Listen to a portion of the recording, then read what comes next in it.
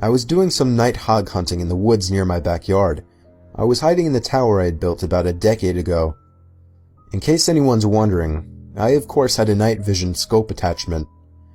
I guess I'm what you would consider a hardcore hunter. I don't want to bore you with the unnecessary story prolonging details, so I'll make this short. And I want everyone to know that though I agree this story sounds far-fetched and crazy, it is nothing but the truth.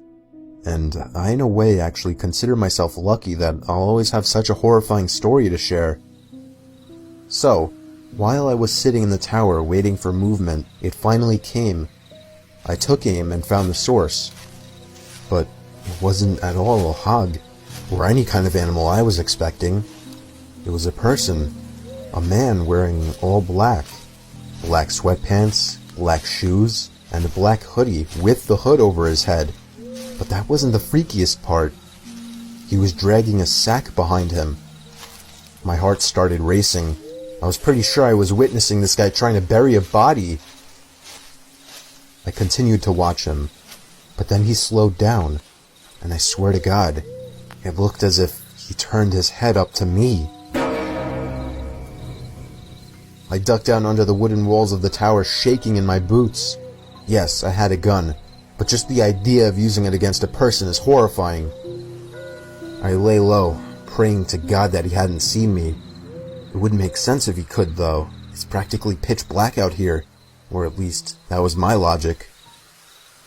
Seconds felt like an eternity as I waited for the footsteps in the leaves to move elsewhere, but I didn't hear any footsteps. All I heard was the sound of a foot hitting one of the wooden planks on the ladder of the tower. I felt the entire tower vibrate and shake as there were 2 more steps moving up the ladder. At this point, I was asking myself deep down, am I going to be able to shoot someone? But for some reason, whoever was down there decided not to climb all the way up, as I heard them jump back down to the forest ground and began dragging the sack away. I think I stayed frozen like a statue for at least 10 minutes before even peeking over the ledge again. The coast seemed clear. I had to get home and warn the police immediately.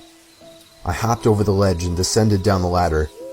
I turned on my pocket flashlight, which in hindsight was a stupid move considering the situation, and ran back in the direction of my house. I was only able to run for about 10 seconds or so when I heard the rapid, manic footsteps crunching the leaves from behind me. I took a look over my shoulder, and there he was, inches away from my face. I spun around and shot him in the shoulder. He stopped and screamed in agony, and I took that moment to finish my dash to my house. Again, in hindsight, I should have held him hostage somehow, but that doesn't even matter now.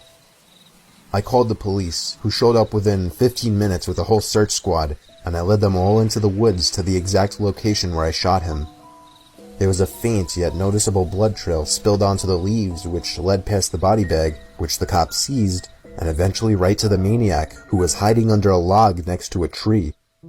He was arrested and tried for the murder of Jinquen Sakanaki, a Japanese corner store owner. I don't know the full story behind it, but I do know I won't forget this one for the rest of my life, and I'll also be telling it for the rest of my life.